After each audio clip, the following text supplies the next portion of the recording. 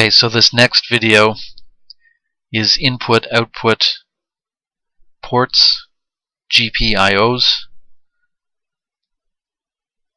and I'm excited because it's actually getting at describing the actual microchip and the pins and the pinouts.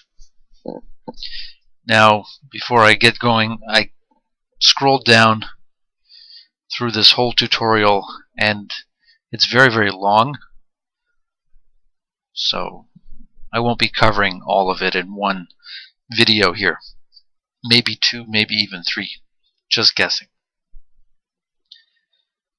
Input-output ports, GPIOs, tutorial 4.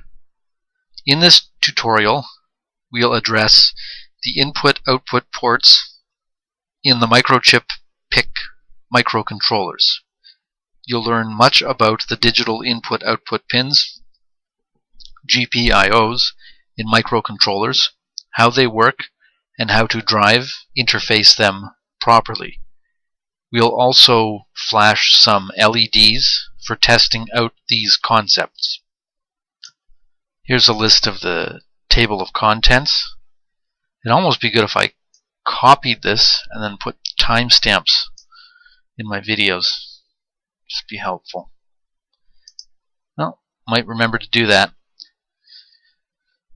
Required components, component name, PIC 16F877A. It shows how you can just add this stuff to your cart on Amazon. Then it's got the breadboard, LEDs, push buttons. Now let's just click one.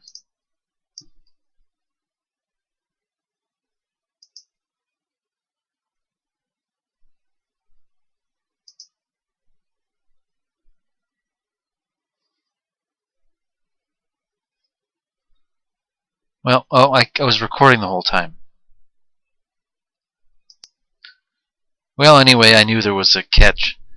Okay. Sorry, I'll have a positive attitude. Okay.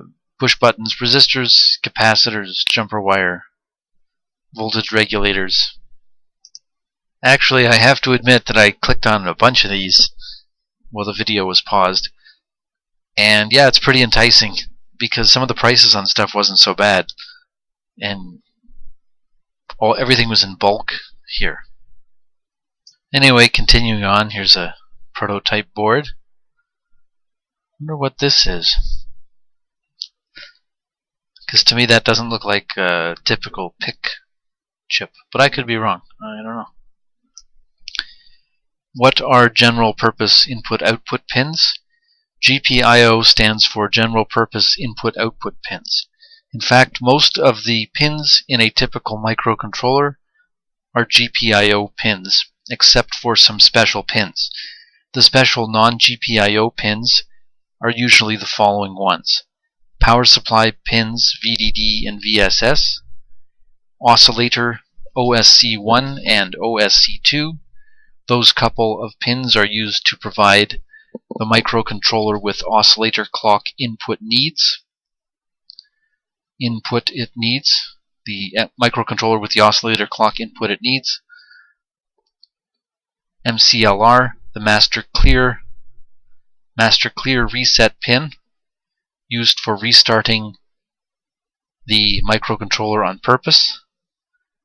Voltage, well, I shouldn't say that, I haven't read it. VUSB, the external USB power source.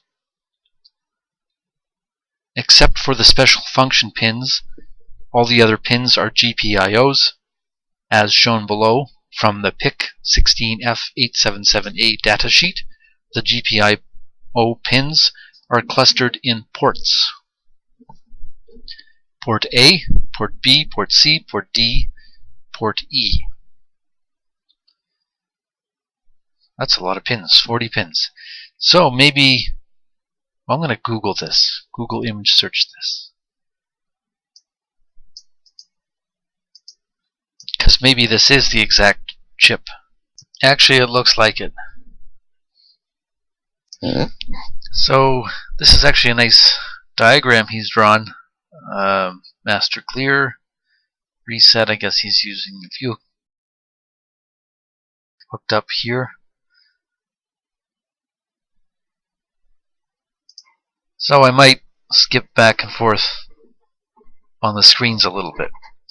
As you may have noticed that the pins 2 to 7 are named RA0 to RA5, and that's why it's called port A, porta.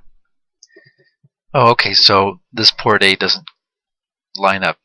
Port A is talking about the orange pins RA0, 1, 2, 3, 4, 5. Pins 2 to 7.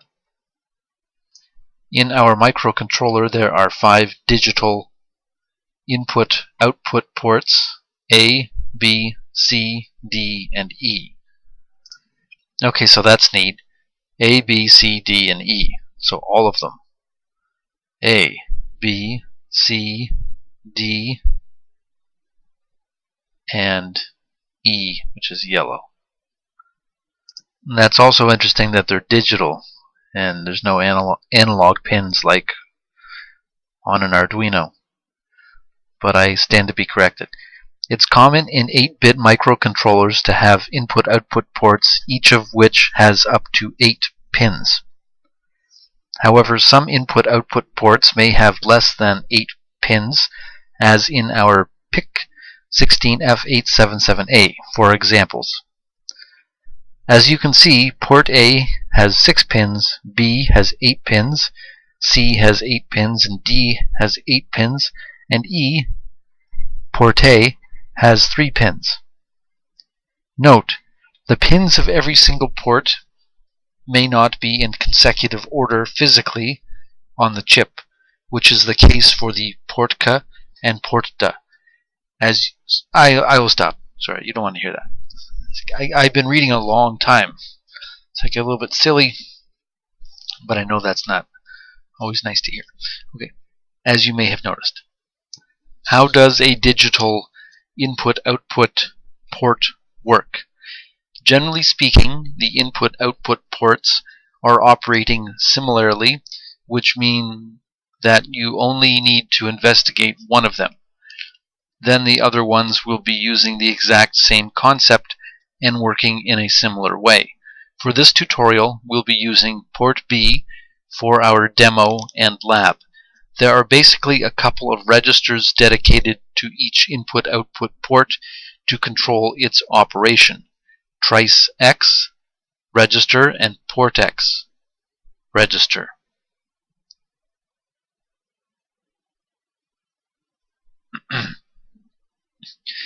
Trice X register, port X register. The registers dedicated to port A pins are Trice A and port A, and the registers dedicated to port B pins are Trice B and port B, and so on. Trice B, port B. I paused and was studying this picture, and it wasn't completely obvious to me everything that's being described. It's actually presenting some new concepts to me anyway. So anyway, I'll just try to read a little bit of what I see, even if I don't understand it. Trice B, bit 0. Okay, so bit 1 is given a 1. Bit 4 is given a 0. So a 1, here's 1 and 4. So maybe this is deciding whether or not they're inputs or outputs. Because B1 is getting 5 volts supply. So maybe that's an input pin. And maybe this will give it a high or a low. It looks like the design of a kind of like a logic circuit. It's always high, and then if you want to send it low, just push the button and it'll shunt it to ground and put a 0 signal. But if it's got a diode in this direction, well, I guess it's an output pin on B4, and that goes to ground. If button is pressed, Z equals 0. Else Z equals 1. So I guess this Z value, I'm showing my ignorance, but this Z value is like almost in algebra, it's an unknown. this Z value can change.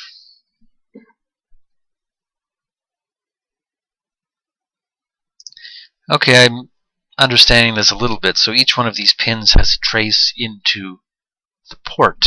So everything starts by entering into the port, and then trace B is the register.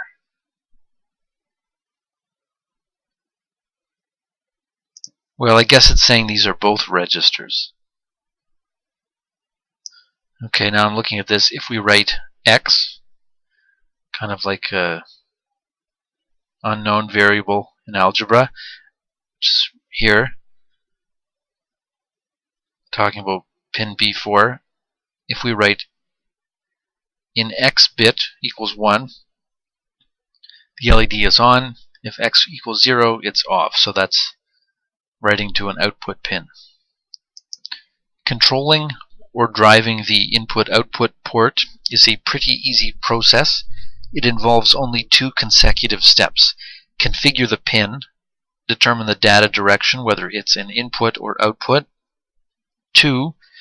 Read or write. If the pin is configured to be an input pin, then you'll be reading, polling its state several times within your program. If the pin is configured to be an output pin, then you'll be driving its state high or low within your program. So it seems to equate an input with reading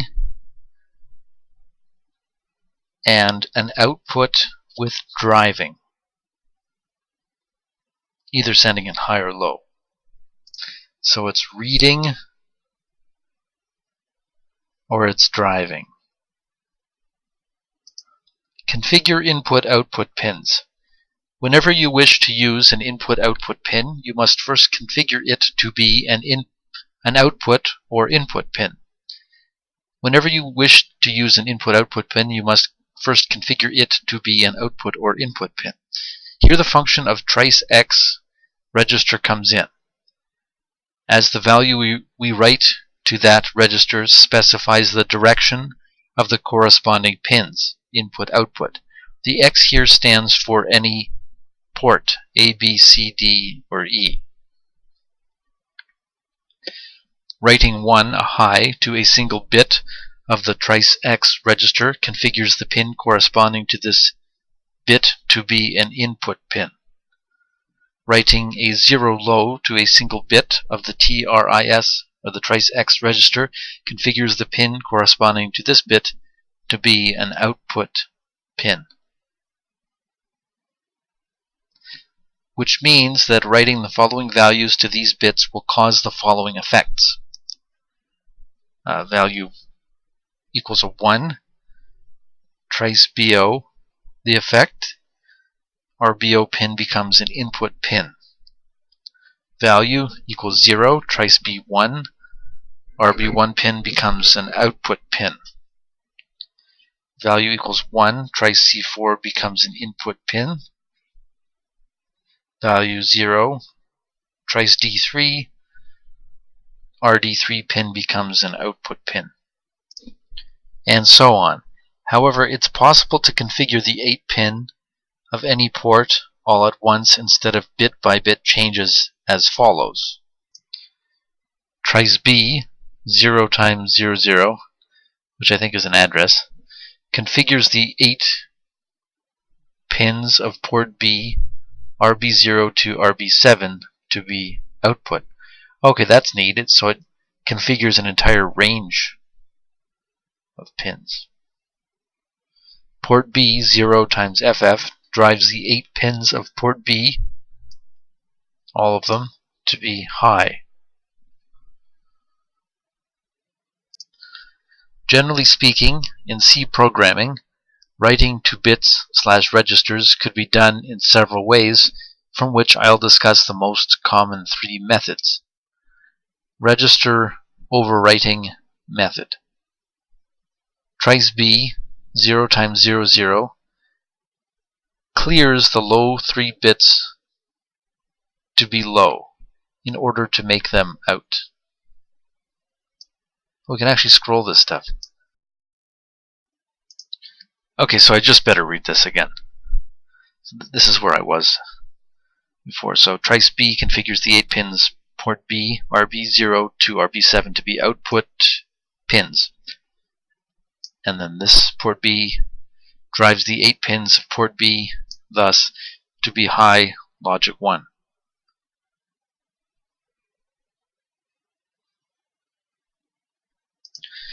Or equivalently, sorry I'm not reading this in order. I'll just start again. Register overwriting method. Trice B equals thus clears the data, or clears the low 3 bits to be low in order to make them output pin. Or equivalently, trice B equals this. Pro tip. This method is a non-friendly method as it overwrites all the values of the 8 bits in the register, not only the low 3 bits, which we may not be interested in changing them. In the above LOC line of code, we are interested in affecting only 3 bits of the trice B register. However, doing register overwriting has affected all of the 8 bits in the register. I guess this is register overwriting. Bit masking method. Trice B, what's this? And sign equals, so it's some kind of logic. 0B11111000 clears the low 3 bits to be low in order to make them output pins. Note, this method is a preferred one and considered to be a friendly way to set or clear specific bits within a register. Number 3, bit fields method. This method is the easiest and safest one of all. However, it's not a common practice for non-PIC dudes. But as long as we're using the XC8, we should take advantage of this pre-built structures. This enhances almost everything: developing, debugging, portability, readability, etc. Trice B bits dot trice B0 equals 0. Trice B bits trice B1 equals 0. Trice B bits trice B2 equals 0. Or equivalently, trice B0 equals 0. And so on and so forth. In case you're curious how bit fields method works, click here to view an answer.